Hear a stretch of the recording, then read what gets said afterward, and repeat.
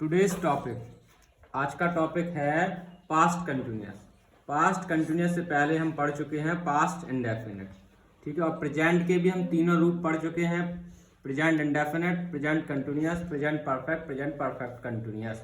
4 रूप उसके पढ़ चुके हैं। उसी प्रकार से पास्ट का हमारा ये दूसरा रूप है, पास्ट कंटिन्यूअस। अब देखिए, पास्ट कंटिन्यूअस काल में पाया जाता है, क्या पाया जाता है कि कार्य भूतकाल में जारी था, अर्थात जिस वाक्य की क्रिया के अंत में क्या होता है, के अंत में क्या होता है, रहा था, रही थी, रहे थे, ऐसे शब्द आते हैं, वो क्या होते हैं पास्ट कंटिन्यूअस की सहायक क्रिया में क्या लगता है, सहायक क्रिया पास्ट कंटिन्यूअस में वॉज वर, पास्ट कंटिन्यूअस की सहायक क्रिया वॉज वर लगाते हैं, सब्जेक्ट के अनुसार लगाते हैं वॉज वर। अगर सब्जेक्ट सिंगुलर है तो वॉज लगाएंगे, अगर सब्जेक्ट प्लूरल है तो वर लगाएंगे।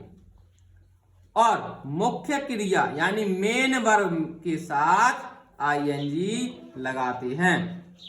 प्लीज हमारे चैनल मातृ छाया कोचिंग को सब्सक्राइब करें, वीडियो को लाइक और शेयर करें। अब देखिए, पास्ट कंटिन्यूअस टेंस के नियम क्या होते हैं, रूल्स क्या होते हैं, उनके साथ साथ एग्जाम्पल भी दिए हुए हैं, एग्जाम्पल देखेंगे हम। अब देखिए, पहला है अफर्मेटिव सेंटेंस। पास्ट कंटिन्यूअस का पहला सेंटेंस है अफर्मेटिव सेंटेंस। के अफर्मेटिव सेंटेंस इंग्लिश में, हिंदी से इंग्लिश में कैसे ट्रांसलेट करते हैं। तो देखिए, ये नियम दिया हुआ है, ये रूल्स दिया हुआ है हमारा कि पहले निकालेंगे सब्जेक्ट, हिंदी वाले वाक्य में से हम सब्जेक्ट को ढूंढेंगे, फिर वॉज और वर किसके अनुसार, सब्जेक्ट के अनुसार। अगर हमारा सब्जेक्ट सिंगुलर है तो वॉज लगाएंगे, अगर सब्जेक्ट प्लूरल है तो वर लगाएंगे, फिर वर्ब में आईएनजी, उसके बाद में ऑब्जेक्ट लगाएंगे। मैंने एक हिंदी का वाक्य ले रखा है, राम अपना काम कर रहा था। देखिए, यहां पर ध्यान देने वाली बात है, कर रहा था। जिन वाक्यों के अंत में रहा था, रही थी, रहे थे, ऐसे शब्द आप तुरंत समझ जाइए कि पास्ट कंटिन्यूअस का टेंस है या सेंटेंस है। अगर रहा है होता तो प्रेजेंट में चला जाता, था है तो ये पास्ट का माना जाएगा, ठीक है। राम अपना काम कर रहा था, इसको कैसे ट्रांसलेट करेंगे, इस नियम के अनुसार ट्रांसलेट करेंगे। नियम क्या कह रहा है कि इस हिंदी वाले वाक्य में से भाई सब्जेक्ट को ढूंढिए। मैंने इसमें राम अपना काम कर रहा है, तो मैंने इसमें से सब्जेक्ट को निकाला है कि काम करने का काम कौन कर रहा है, राम।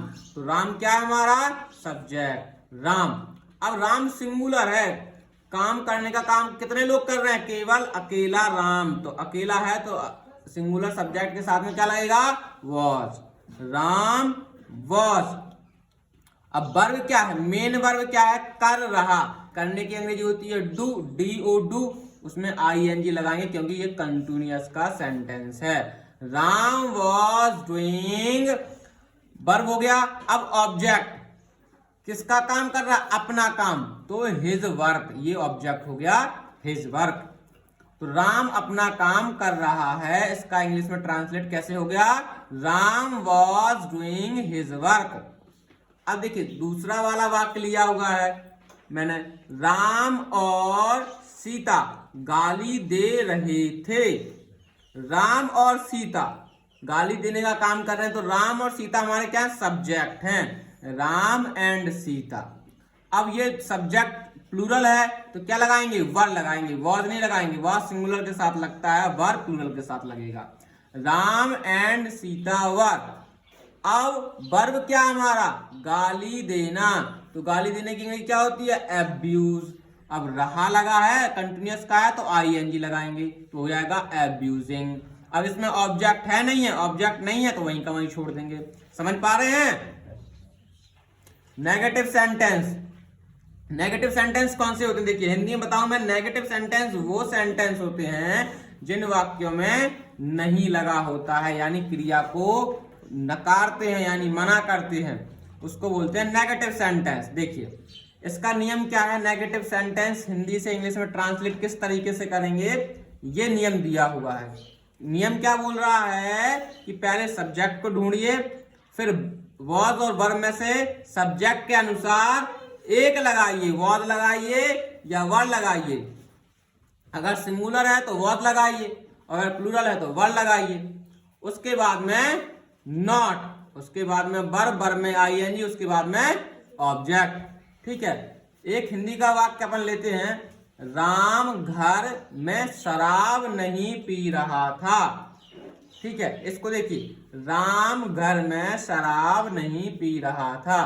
तो देखिए राम क्या है, सब्जेक्ट है हमारा, सिंगुलर सब्जेक्ट है तो राम लिख लिया। जब सिंगुलर सब्जेक्ट होता है तो वॉज वर्ब में, वर्ब वॉज में से क्या लगेगा, वॉज।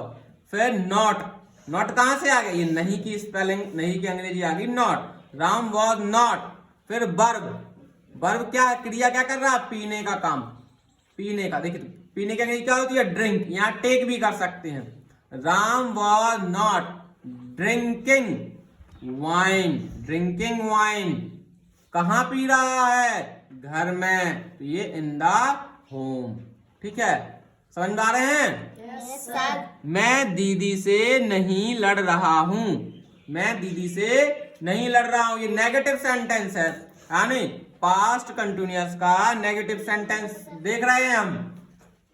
मैं दीदी से नहीं लड़ रहा हूं, उसको इंग्लिश में कैसे ट्रांसलेट करेंगे, पहले सब्जेक्ट निकालेंगे। सब्जेक्ट क्या है, मैं, I was not fighting sister, तो सब्जेक्ट हो गया ये हेल्पिंग वर्ब, ये नॉट, नहीं की इंग्लिश होगी नॉट। लड़ रहा, लड़ने की होती है फाइट, और इसमें रहा लगा है तो आईएनजी, कंटिन्यूअस का है तो कंटिन्यूअस में आईएनजी लगाते हैं मेन वर्ब के साथ में। आई वॉज नॉट फाइटिंग, किसके साथ, ऑब्जेक्ट क्या है, दीदी से, तो फाइटिंग सिस्टर। इस तरीके से नेगेटिव सेंटेंस आप ट्रांसलेट कर सकते हैं।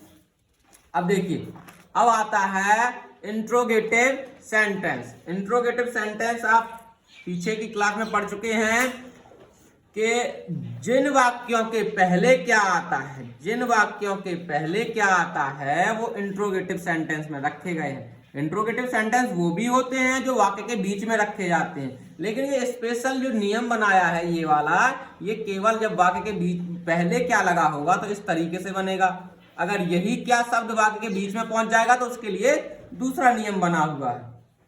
देखिए, अगर वाक्य के पहले क्या आता है तो हम इस प्रकार से बनाएंगे, पहले हेल्पिंग वर्ब लगाते हैं। पहले ही पढ़ चुके हैं आप, पास्ट इंडेफिनिट में भी पढ़ चुके हैं कि जब भी पहले क्या लगता है तो हेल्पिंग वर्ब सब्जेक्ट के अनुसार क्या की अंग्रेजी लगा देते हैं। देखिए, पहले वॉज वर्ब लगेगा, उसके बाद में सब्जेक्ट, सब्जेक्ट के बाद में वर्ब, और वर्ब के साथ में लगाएंगे आईएनजी। आईएनजी क्यों लगा रहे हैं, क्योंकि कंटिन्यूअस का टेंस है। फिर ऑब्जेक्ट लगाएंगे, फिर क्वेश्चन मार्क लगाएंगे। देखिए, एक मैंने वाक्य लिया हुआ है, क्या वे नाच रहे थे, तो क्या जो शब्द है इसकी इंग्लिश हमने वर लगाई है। वर क्यों लगाई है, क्योंकि सब्जेक्ट हमारा वे हैं, यानी वे की अंग्रेजी दे, और दे शब्द को प्लूरल में रखा गया है, तो प्लूरल के साथ में क्या लगाते हैं, वर। वर दे डांसिंग, वर दे डांसिंग। इस प्रकार से ये सेंटेंस ट्रांसलेट हो जाएगा इंग्लिश में, क्या वे नाच रहे थे, वर दे डांसिंग।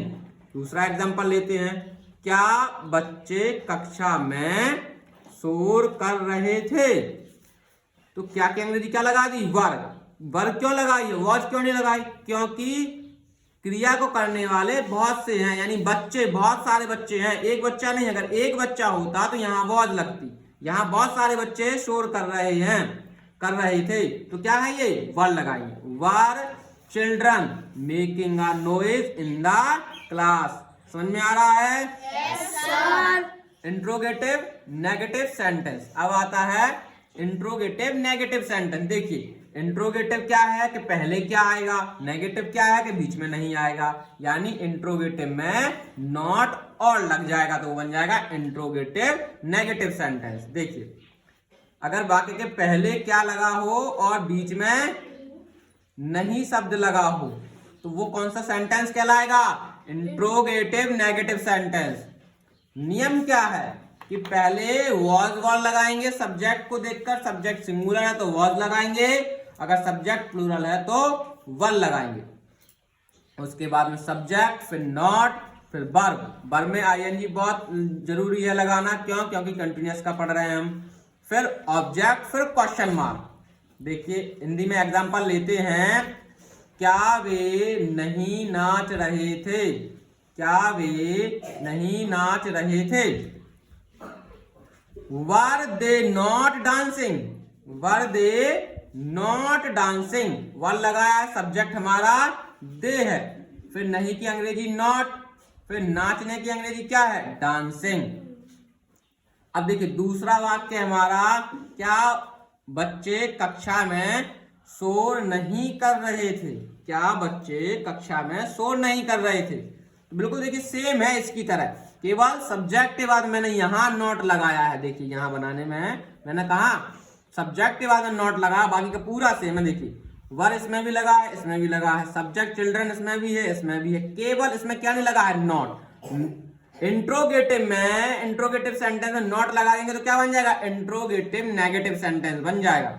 देखिए were children not making a noise in the class. Please हमारे चैनल को सब्सक्राइब कीजिए और सपोर्ट कीजिए हमें।